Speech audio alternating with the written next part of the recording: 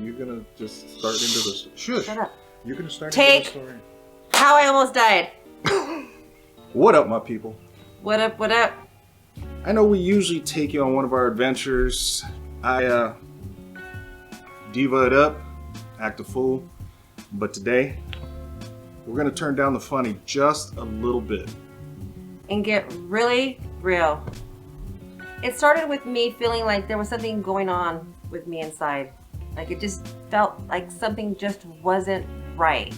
So I decided to go to the doctors, and you know, I even wrote a list of all the things that I was going through, you know, because I was like, I'm gonna be prepared. And I went in, and the doctor basically brushed me off and was like, oh, you're just symptomatic. And I'm like, well, symptomatic of what? I basically cried, like begging him, please do something. I know something's wrong with me. And he just was just like, oh, well, you know, I'm going to refer you to another doctor.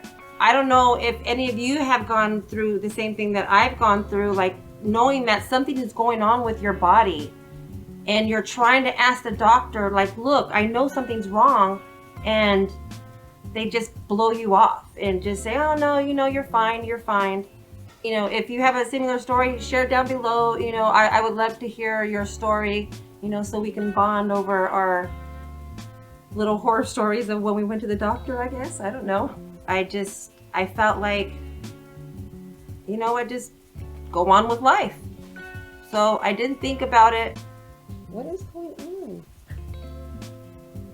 So after being discouraged of going to the doctors and being blown off, you know, I just kind of just went on with my life and just went on, did my motherly duties. I kind of just kept on getting worse and worse to the point where I ended up in the hospital with an emergency gallbladder removal. Again, I just continued all my life, you know. And the doctors didn't say anything to say, hey, you gotta live like this because you don't have a gallbladder anymore. They just sent her on her merry way. Yeah, nobody told me that, oh, you gotta stay away from fried foods, or, you know, you need to have enzymes after you eat. You know, no one told me that. And so I was suffering really bad after leaving the doctors, because I was still eating the same things. You know, I had to do something because it got so bad that I couldn't even leave the house.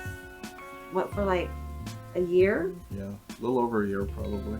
I mean, my outings were to the market.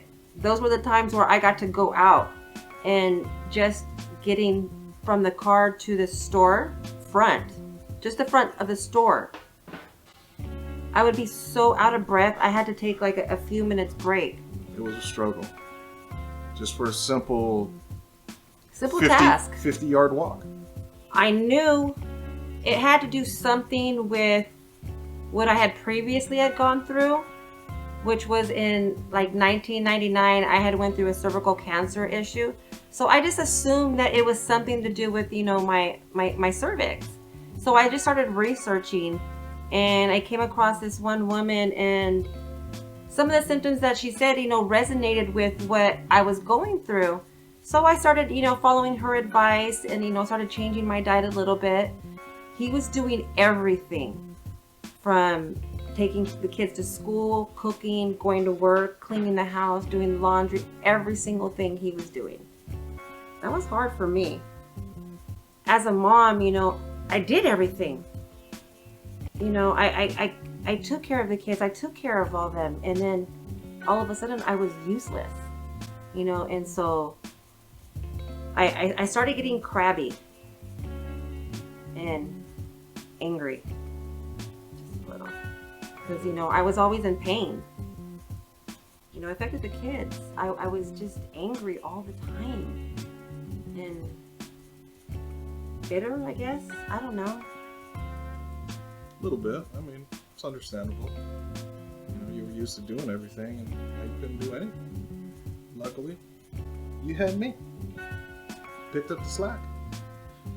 Pick up the slack, he did everything. You know, in times of need, you just got to do what you got to do. Ruben had the flu, and so I was taking care of him. Mind you, I was still really weak. I was scared out of my mind. Like I thought I was gonna die. Like my heart, like it literally felt like it was gonna explode.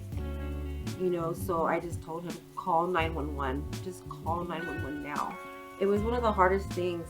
It was a scary thing. Like, I mean, because I didn't want to scare the kids, and I didn't want to scare him, you know, but I had to make sure that he understood that I was serious, that this was really, really serious. They took me to the hospital, and they were in shock that they didn't believe, or they couldn't believe that I was still alive. They were surprised I didn't have a heart attack. That was a huge wake-up call for us. You know, we had to figure out what was wrong and make some changes. I just started researching on YouTube. She dove in the rabbit hole, and it was for quite some time. Yeah, like I mean, years I was researching. Yeah, it was you a know, long time. It was just like I would get a little bit better, and then I would get worse, to the point where I had to have infusions for a year. Oh, that was horrible. Yeah, that wasn't fun. That was horrible. Infusions, oh my gosh, if anybody's ever had blood infusions or iron infusions, oh my gosh. You have to sit there and put the IV in for a year. Every Thursday. My veins were so sore, to the point to where they, you know, that they had to look for other places, because it's just like I couldn't take it anymore.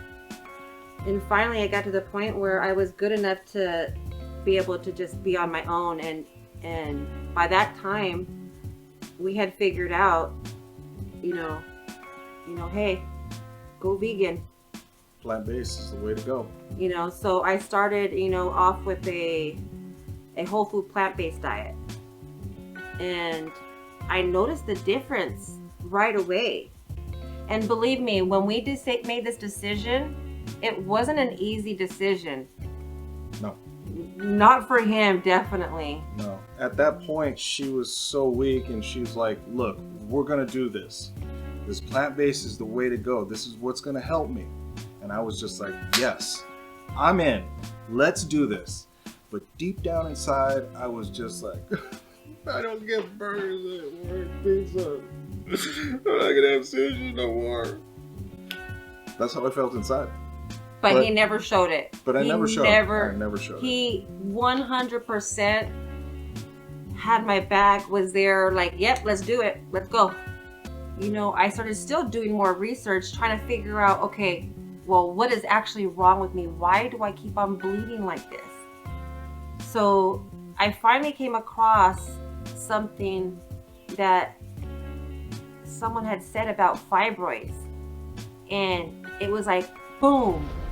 And I remembered when that doctor was reading off the list with the ultrasound that he had given me. I remember him saying, oh, you have a fibroid, but that's nothing for you to worry about. And he was like going on and on, blah, blah, blah, blah, blah, blah. Yeah, it just passed by like it was nothing. So of course I didn't think twice about it, because a doctor's telling me. Of course. Why not listen to the doctor? Yeah. I just started researching that and the diet that would help that. You know, like research, I found out what fibroids were. You know, they're like these,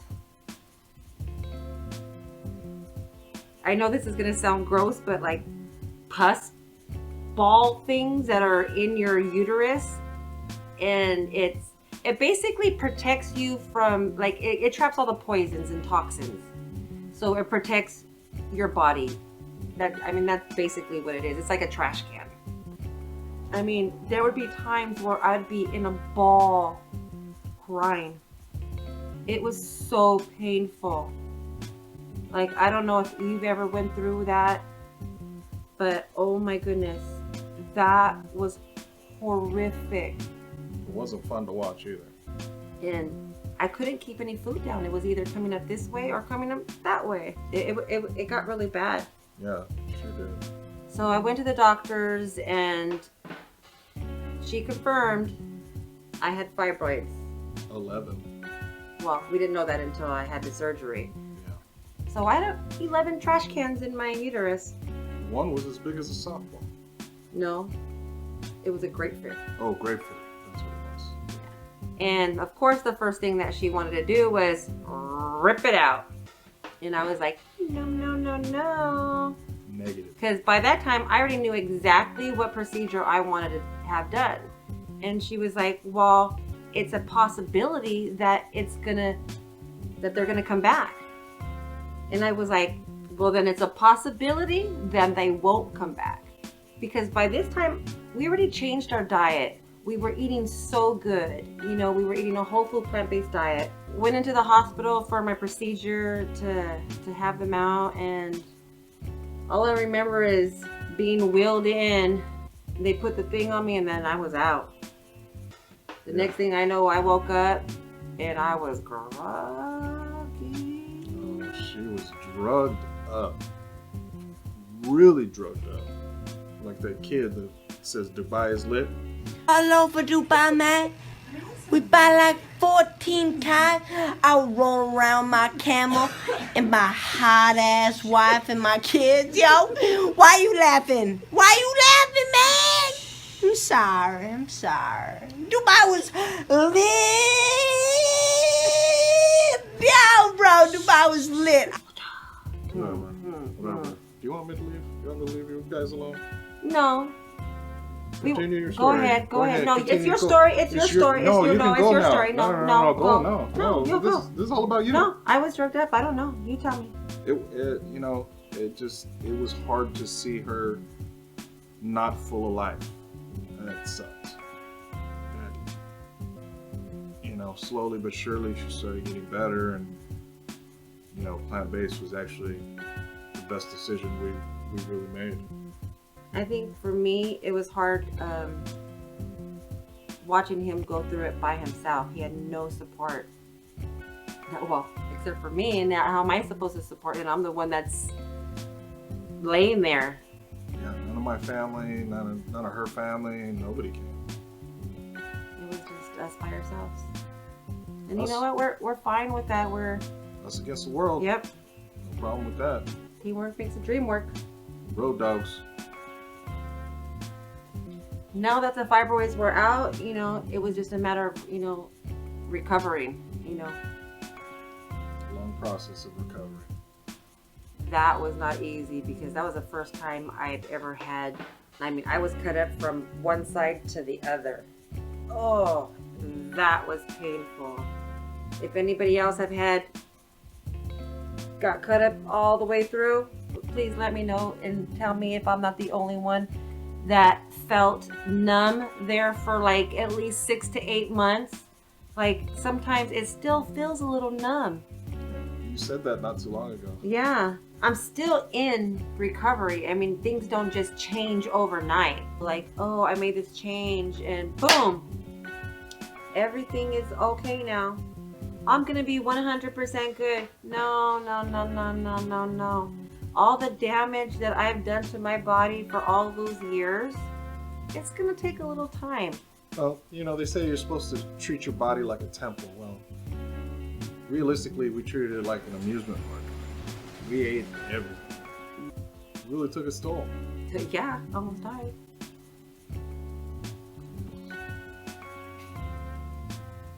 It affected our, relationship. We went through some struggles because, honestly, I couldn't have sex. I mean, let's be real. Get to the nitty gritty. You did say, let's get real. Life became so much better. I mean, we were starting to go out, because my energy was up because I was eating better. We've done some fun things. Oh yeah, it inspired us to do so much more. Right. And so we started having, a little bit more fun, feeling a little free. Definitely. Hence, feel the free. A lot of good came out of it. So it was a wake-up call. Now we're living our best life. I I used to weigh 235 pounds when all this started. Look at me now. I feel great. Before going up a little hill, I was all, just huffy and puffy, trying to exercise. Now, we're going on hikes, we're doing all these things, I'm dancing on TikTok for all my TikTok peeps out there. But yeah, so sometimes you gotta go through something so horrible and tragic to see that rainbow on the other side and really appreciate things that you didn't appreciate before. And and that's probably why we decided to make this huge change and sell everything and hit the road and go on a journey and see all those beautiful things that we've only seen on TV and movies. All right, for those of you who are new and you hear her talking about RV life or getting an RV, that's exactly what we're doing. We're selling everything. Now that the kids are all gone and we don't have to be parents anymore. Well, we're still parents. Well, we don't have to take kids to school or to practice or anything like that. So we're free. We could go out on school nights. Oh wait, they're not school nights anymore. Nope. Anyway, we're gonna go everywhere. And we have 3 different states where our grandkids are gonna be, so that's gonna be where we get to go and be with our grandkids anytime we choose to be. Absolutely. And take them on some adventures. Oh, we're definitely gonna kidnap them. If any of you had partners that went through this and you wanted to punch the doctor right in the face, go ahead, comment below. Let me know you know what I'm feeling. Because I wanted to. Violence does not solve anything. Do not listen to him because he will not actually hit anybody. It doesn't solve anything. It would feel good, but it doesn't solve anything. Yeah. He talks a lot. What are you talking about? I don't know what you're talking about. See what I deal with, guys? All the time. You only get like this much of what diva he is. He's that much diva. Oh yeah. That little? Okay, that much diva. Okay, that's better. That's much better. Thank you. Thank you too.